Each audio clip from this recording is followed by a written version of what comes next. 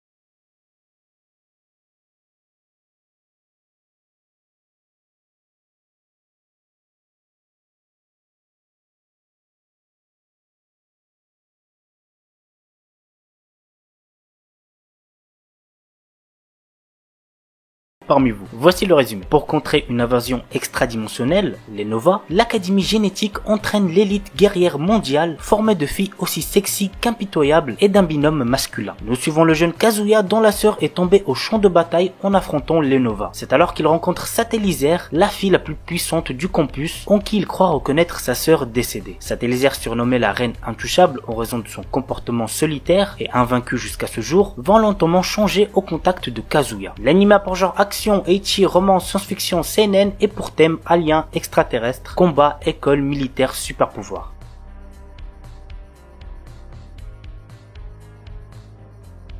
Nyan Koi. Si vous kiffez les chats, il y a moyen que vous appréciez cet animé. Je vous laisse voir pourquoi je dis ça avec le petit résumé. Cette adaptation raconte l'histoire de Junpei Kosaka, un lycéen ordinaire qui est allergique aux chats. Cependant, il est amoureux de Kaede Mizunu, une fille qui, au contraire, adore les chats. Un jour, de retour du lycée, il va accidentellement casser la statue de Nekojizo-sama, le dieu protecteur des chats. Il sera donc maudit en ayant le don de pouvoir parler aux chats, et s'il n'aide pas une centaine de chats, il deviendra lui-même un chat. L'anime a pour genre comédie, fantasy, romance surnaturelle et pour thème harem.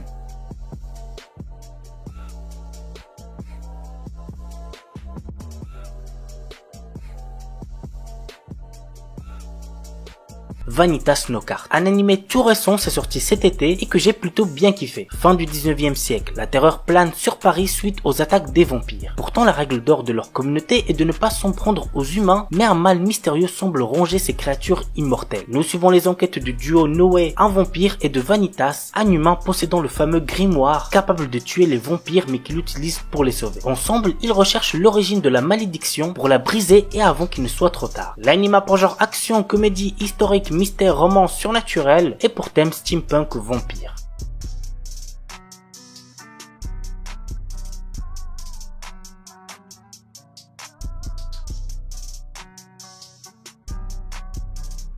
Oda Nobuna no Yabu. L'histoire nous entraîne aux côtés de Yoshiharu Sagara, un lycéen de notre époque qui est téléporté dans le passé à l'ère Sengoku où tous les célèbres généraux de guerre sont des femmes. Il rencontre Oda Nobunaga dans notre monde, qui décide de le prendre sous son aile pour unifier le Japon. L'anime a pour genre action, comédie, drame, historique, romance et pour thème harem, histoire, magie, samouraï, voyage temporel.